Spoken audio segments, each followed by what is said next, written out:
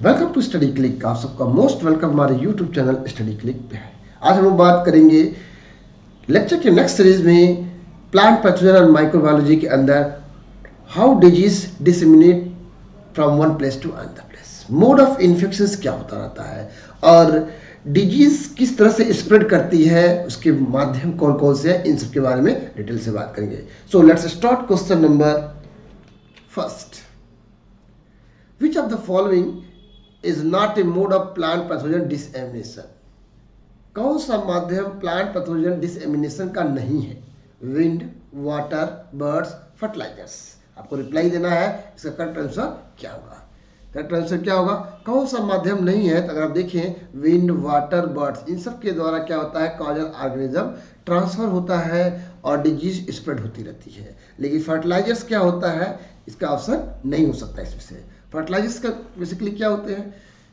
They use for the providing essential nutrient to the plants. ये plant को essential nutrient के रूप में दिए जाते हैं, फर्टिलाइजर्स होते हैं। Next question, plant pathogen can enter the plant through root, stem, leaves, all of the above. बात करेंगे हम लोग plant pathogen can enter the plant. Plant pathogen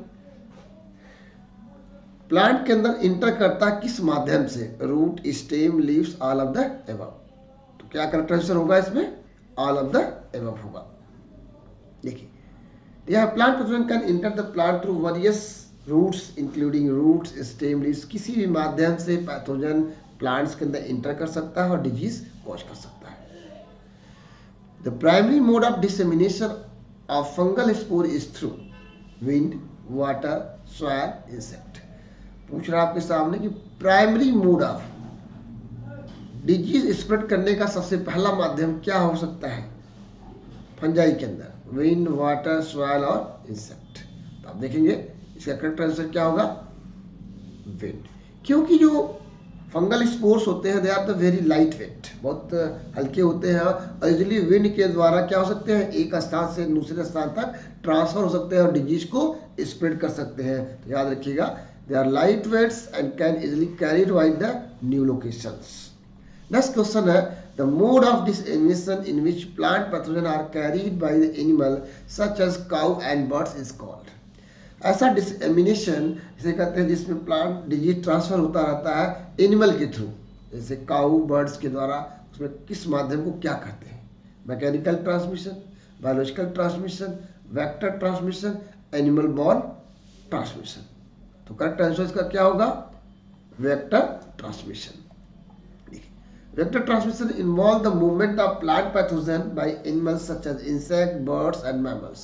तो अब ये देखिए बहुत इंपॉर्टेंट है, इस फेनोमेना को बार बार आपके एग्जाम में पूछता रहता है। Next question, the introduction of disease free plant material to prevent the pathogen dissemination is known as. देखिए उससे पूछ रहा है introduction of disease free plant material to prevent, pathogen dissemination को रोकने के लिए डिजीज फ्री प्लांट मटेरियल को डेवलप करना वाले प्रोसेस को क्या कहते हैं? Quarantine, crop rotation, pathogen exclusion और मल्चिंग। करेक्ट आंसर क्या होगा? आप देख के मुझे बताएं करेक्ट आंसर क्या होगा इसका? Pathogen exclusion. देखिए pathogen exclusion involve the preventing the introduction of pathogen into region by using disease free plant. कहीं भी डिजीज फ्री प्लांट अगर आप मेटेरियल यूज करते हैं तो वहाँ पैथोजन को एक्सक्लूड किया जा सकता है, उसके इंट्रोडक्शन को रोका जा सकता है, वह डिजीज स्प्रेड नहीं कर पाएगा। Introduction of disease free plant material to prevent the pathogen dissemination is known as the plant sanitation और क्लीन प्लांटिंग। अगर डिजीज फ्री प्लांट की सहायता से पैथोजन को इंट्रोडक्शन को रोका जा सकता है, उसको इंट्रोड्यूस होने से रोका जा सकता है, ऐसे प्रोसेस को कहते हैं प्लांट सैनिटेशन या क्लीन प्लांटिंग मटेरियल प्रैक्टिस कहा जाता रहता है। इसको याद रखिएगा, ये इंपॉर्टेंट टर्म्स है जो बार बार आपके एग्जाम में पूछ लेता रहता है। Next, the transfer of plant pathogen through contaminated pruning tools or wounds is called. अगर डिजीज का ट्रांसफर होता है कंटामिनेटेड प्रूनिंग टूल्स के द्वारा या वुंड्स के द्वारा, तो उस मेथड को क्या कहते हैं? इसे कहते हैं मैकेनिकल ट्रांसमिशन। इस देखिए बार बार क्वेश्चन कंफ्यूजिंग पूछता है, वो आपके लिए इंपॉर्टेंट होता है। मैकेनिकल प्रूनिंग्स आप देख सकते हो, mechanical prunings involve the transfer of pathogen through contaminated tools or wounds के रूप में आ जाता है। नेक्स्ट क्वेश्चन है what is the primary mode of dissemination for the nematode borne plant disease? Nematode borne plant disease होती है, उसका प्राइमरी मोड ऑफ डिसेमिनेशन क्या है? विंड, इंसेक्ट, वाटर और अदर। क्या माध्यम हो सकता है इसके डिजीज को स्प्रेड होने में? इसमें ऑप्शन क्या होगा correct answer? All of the above. अगर आप देखिए nematodes born plant pathogens mainly spread through the soil. देखिए क्योंकि निमेटोड बॉर्न प्लांट पैथोजन जो होता है बेसिकली डिजीज के थ्रू होता है, थ्रू सॉइल के थ्रू ट्रांसफर होता है। अब कोई physical method, any physical method जो सॉइल पार्टिकल को एक स्थान से दूसरे स्थान तक ट्रांसफर कर सकता है, वह डिजीज को भी स्प्रेड कर सकता है।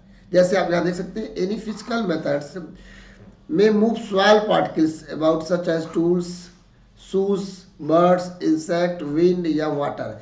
चाहे शूज के द्वारा या बर्ड्स के द्वारा, इंसेक्ट के द्वारा या विंड के द्वारा, वाटर के द्वारा, अगर एक स्थान से दूसरे स्थान तक ट्रांसफर होता है, इसमें क्या सकता है? डिजीज भी क्या सकती है? ट्रांसफर हो सकती है। Next question, the transmission of plant pathogen through nematodes acting as a vector is an example of. अगर डिजीज निमेटोड के द्वारा ट्रांसफर होती है उसे क्या कहते हैं? Endophytic transmission, intracellular transmission, direct penetration, vector transmission. इसे क्या बोलते हैं? वेक्टर ट्रांसमिशन भी बोलते हैं। याद रखिएगा, इंपॉर्टेंट है। निमेटोड्स के द्वारा अगर डिजीज ट्रांसफर होती है उसको क्या कहते हैं? Vector transmission. The transmission of plant pathogen through specialised structure called stylet is an example of. बहुत ही इंपॉर्टेंट क्वेश्चन आपके एग्जाम के हो सकता है। Endophytic transmission, intracellular transmission, direct penetration, vector transmission. Vector का क्या होगा आप लोग बताएंगे? वेक्टर ट्रांसमिशन कहलाता है। पहले हम ये जाने कि स्टाइलेट्स क्या है। स्टाइलेट्स बेसिकली क्या होता है? एफिड्स, इंसेक्ट लाइक जो एफिड्स होते हैं या लीफ हॉपर होते हैं, उनके पार्ट होते हैं जो क्या करते हैं, जब प्लांट्स के अंदर ये उसके कहते हैं कि फ्लोएम के सैप को टेकअप करते हैं, उसी समय ये क्या करते हैं? कुछ पैथोजन को भी ले लेते हैं और इन पैथोजनों को जब ट्रांसफर करते हैं दूसरे प्लांट के ऊपर, जब फ्लोएम सैप को लेने जाते हैं वहाँ इन पैथोजन को ट्रांसफर करते हैं। इन पैथोजनों को वहाँ ट्रांसफर करते हैं, इस तरह डिजीज को ट्रांसफर करते हैं। जैसे जिन पैथोजनों को ट्रांसफर करते हैं पैथोजन को, उन्हें कहते हैं फाइटोप्लाज्मा। इस सबको निकाला गया है। Stylet certain aphids, leaf hoppers can transmit plant pathogen to the other plants. The vectored leaf hoppers transmit phytoplasma by inserting its stylate into infected plant phloem. निकाला आपने इंसर्ट करके स्टाइलेट करके प्लांट के फ्लोएम से withdraw phytoplasma with the SAP. जो SAP nutrient को प्राप्त करते हैं उसके साथ साथ पैथोजन फाइटोप्लाज्मा को भी आइसोलेट कर लेते हैं और उसको जब दूसरे प्लांट, हेल्दी प्लांट पे फ्लोएम पे इन्फेक्ट करते हैं, उसी समय फीड करने के लिए इसको क्या करते हैं? फाइटोप्लाज्मा को ट्रांसफर करते हैं और डिजीज को भी ट्रांसफर कर देते हैं। तो याद रखने ये होता है इंपॉर्टेंट क्वेश्चन अपने एग्जाम के हो सकता है। Which mode of dissemination involve movement of plant pathogen through infected plant sap. जिस डिसेमिनेशन प्रोसेस के अंदर पैथोजन ट्रांसफर होता है इन्फेक्टेड प्लांट सैप के माध्यम से, उसमें हम कहते हैं air born transmission, mechanical transmission, soil born transmission और ग्राफ्टिंग ट्रांसमिशन। तो करेक्ट आंसर क्या होगा? ग्राफ्टिंग ट्रांसमिशन कहलाता है। बहुत इंपॉर्टेंट है। ग्राफ्टिंग एक फिनोमेना होता है जहां प्लांट का एक पार्ट क्या करता है? दूसरे प्लांट के ऊपर ग्राफ्टिंग के द्वारा लगा दिया जाता है। ऐसे में जब उसका फ्लोएम सैप एक प्लांट से दूसरे प्लांट सैप में ट्रांसफर होता है, उस समय आप देख सकते हैं यदि पैथोजन वहाँ पे इन्फेक्ट किया हुआ है, वह पैथोजन डिजीज को दूसरे प्लांट में भी ट्रांसफर कर सकता है। देखिए लिखा है grafting involve the joining the plant tissue and can transmit plant pathogen present in the sap. ये ट्रांसफर कर सकता है। Next important question, the introduction of disease resistance plant variety to prevent pathogen dissemination is known as.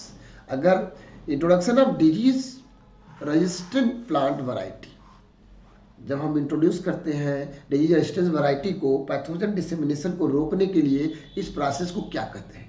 Quarantine, B option crop rotation, C option pathogen exclusion और D option host resistance. तो इसका correct answer क्या होगा? Host resistance. क्योंकि disease resistance plant हम variety develop कर रहे हैं पैथोजन के इन्फेक्शन को रोकने के लिए, तो इसे कहेंगे host resistance. Host resistance involve, देखिए इंपॉर्टेंट क्वेश्चन है, involve using disease resistance plant variety to prevent the pathogen dissemination. कहने का मतलब जब डिजीज रेजिस्टेंस वैरायटी को यूज करेंगे तो पैथोजन डिसेमिनेट होकर आएगा भी तो भी इन्फेक्ट नहीं कर पाएगा ऐसे पौधों को। Next question, the transmission of plant pathogen through seedling and root stock is an example of. अगर पैथोजन का ट्रांसमिशन हो रहा है सीडलिंग और रूट स्टॉक के माध्यम से तो वह प्रोसेस कहलाएगा। एक एग्जांपल किसका हो सकता है? Endophytic transmission, intracellular transmission, direct penetration, vector transmission. Important question, बहुत ही इंपॉर्टेंट आपके एग्जाम के हो सकता है। इसे कहते हैं endophytic transmission. Endophytic transmission involve the presence of pathogen inside the plant tissue, including seedling, root stocks. Endophytic transmission में क्या होता है? पैथोजन का ट्रांसफर होता है प्लांट टिश्यू के द्वारा, जैसे सीडलिंग के द्वारा, रूट स्टॉक के द्वारा। Next question, dissemination of plant pathogen through fungal spore that survive in the soil for extended period is called. यदि प्लांट पैथोजन डिजीज स्प्रेड कर रही है फंगल स्पोर के द्वारा जो लॉन्ग टाइम तक क्या होता है, एक्सटेंडेड टाइम तक सॉइल के अंदर सर्वाइव करता है, इस प्रोसेस को क्या कहते हैं? Persistent survival, a systemic infection, C latent infection, soil borne transmission. सभी लोग रिप्लाई देंगे, क्या कैरेक्टराइजेशन इसका क्या होगा? Soil borne transmission. इंपॉर्टेंट है क्योंकि लॉन्ग टर्म क्या होता है, पैथोजन डेस्टिनेशन सॉइल के द्वारा हो रहा है तो सॉइल बोर्न ट्रांसमिशन कहा जाता है। Soil borne transmission refer to the survival and movement of the plant pathogen through fungal spore present in the soil. Soil borne transmission होता रहता है। Which components are absolutely necessary in order for a disease to occur in any plant system? एक बहुत important question है। Which components are absolutely necessary in order for a disease to occur in any plant system? A susceptible host plant, a virulent pathogen, a favorable environment, all of the above। बहुत ही important question है आपके exam के लिए। इसका correct answer reply देंगे all of the above, all of the above. जैसा कि दिया हुआ है एज फॉर डिजीज, याद रखिए as for disease triangle concept. Triangle concept ये कहता है कि किसी भी प्लांट्स के अंदर डिजीज होने के लिए क्या तीन जरूरी है। Disease occurrence in a plants require the presence of three essential component। तीन essential component की जरूरत होती है। पहला, a susceptible host plant, एक प्लांट ऐसा हो जिसके ऊपर डिजीज होने की संभावना हो, जो वीकर हो, जो बहुत जल्दी इन्फेक्ट हो सके। तो बहुत इंपॉर्टेंट है ट्राइएंगल कॉन्सेप्ट, अच्छे से रिमेंबर करिए। ससेप्टेबल होस्ट होना चाहिए पहला का। दूसरा, वायरुलेंट पैथोजन, पैथोजन ऐसा होना चाहिए जो इन्फेक्टिविटी रखता हो, जो इन्फेक्शन कर सकता है, तो बी क्या हो जाएगा? Virulent pathogen.